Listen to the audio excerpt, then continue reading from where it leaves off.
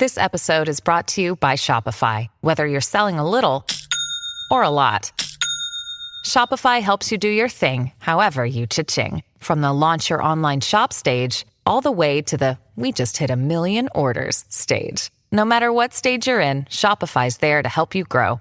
Sign up for a $1 per month trial period at shopify.com/special offer, all lowercase. That's shopify.com/special offer. This episode is brought to you by FX's Feud, Capote versus the Swans. Inspired by actual events, the series tells the story of Truman Capote and the women he betrayed. The original housewives. They were society's most elite women. Rich, glamorous socialites who defined a bygone era of high society New York. From creator Ryan Murphy, this drama series features an all-star cast, including Naomi Watts, Demi Moore, and Diane Lane. FX's Feud premieres January 31st on FX Stream on Hulu. This is Optimal Relationships Daily, episode 2053. Help Your Child Develop Good Judgment by Dr. Laura Markham of ahaparenting.com. Hello, everybody, and welcome back to ORD. It's another parenting edition, hosted and narrated by me, Greg Audino. In today's post, we turn to the work of Dr. Laura Markham, who has a great list of ideas for helping our children develop good judgment.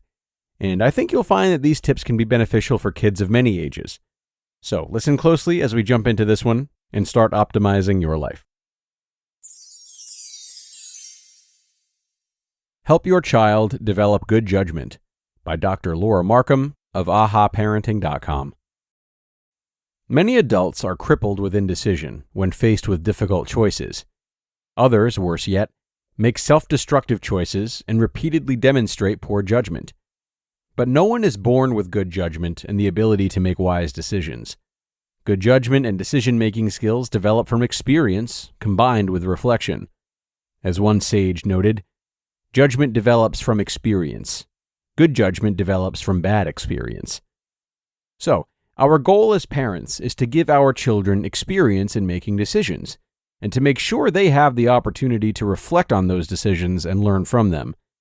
We also want to raise children who feel good about themselves, so that they take pleasure in making good decisions rather than bad ones. Research shows that kids who have been treated less than kindly get used to feeling bad, so as teens and adults, they make decisions that make them feel bad. How can you help your child develop good judgment? Number 1, practice makes perfect. Give your child practice making choices, even before she begins talking, and she'll never have a problem making decisions. Who cares if the stripes and flowers clash? She thinks she looks like a rainbow. And if other people can't figure out that she's dressed herself, you don't really care about their opinion of your parenting, do you? Number 2, be clear about his span of control. Emphasize what he has the right to make decisions about, and what areas you as the parent retain the right to exert control over.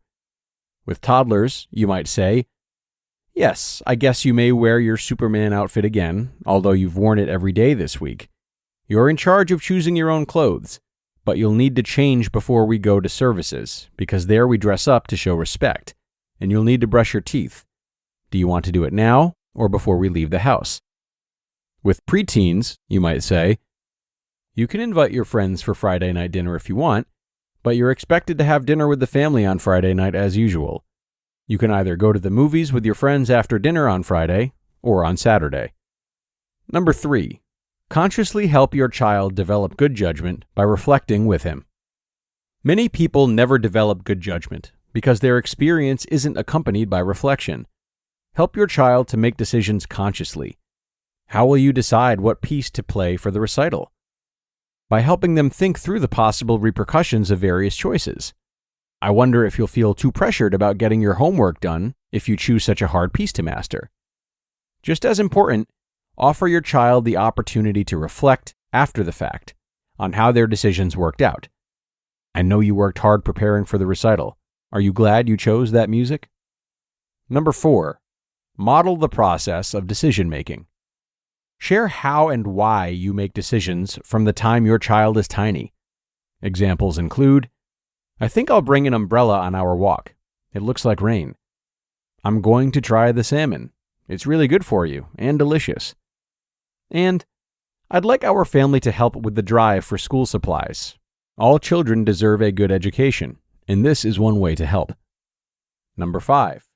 Give your children control of their own decision-making as it becomes age-appropriate. Number 6. Expect your child to make some bad decisions. He's still learning about himself as well as about life. It's just more opportunity for reflection and the development of good judgment, as long as you help him consider afterwards how things could have been different if he had made different choices. Remember to ask questions and be supportive, instead of lecturing. That way, he discovers for himself what he wishes he had done, instead of getting defensive about what you think he should have done. Great questions to ask your child are, is there some part of you that thought maybe that wasn't such a good idea? What kept you from listening to that part of yourself? And, I wonder what you could do now to make things better. Teens need more decision-making latitude, but that doesn't mean they're bound to make some bad decisions. Just try to resist the universal impulse to say, "I told you so," and they'll learn from them. You just listened to the post titled, "Help Your Child Develop Good Judgment" by Dr. Laura Markham of ahaparenting.com. And be sure to stay and listen for my commentary in just a minute. Inspired by the life of the savvy and ambitious Colombian businesswoman Griselda Blanco comes a new Netflix original limited series. Griselda tells the story of a devoted mother who, with her lethal blend of charm and relentless savagery, creates one of the most powerful cartels in history. Witness Sofia Vergara's captivating transformation into the godmother of the underworld. Griselda, now streaming only on Netflix. TIAA is on a mission. Why?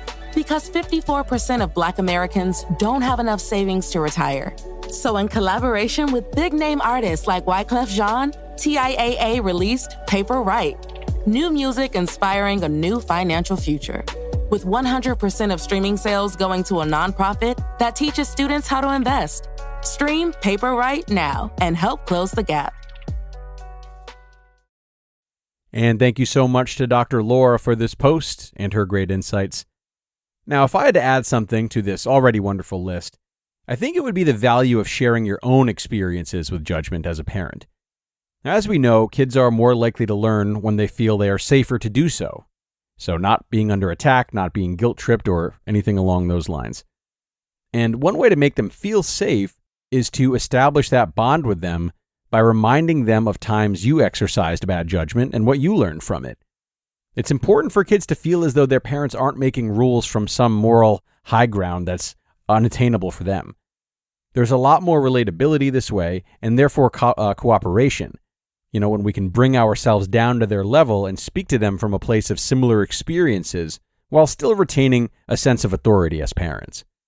So think about the tone with which you speak to your kids and how you might offer some personal accounts as you teach them to develop good judgment. That is going to wrap up this episode of ORD, though, everybody. So I thank you very much for tuning in and doing right by your relationships today. Parents, get excited because there's another post just for you coming tomorrow. And I hope you'll stop in for that, where your optimal life awaits.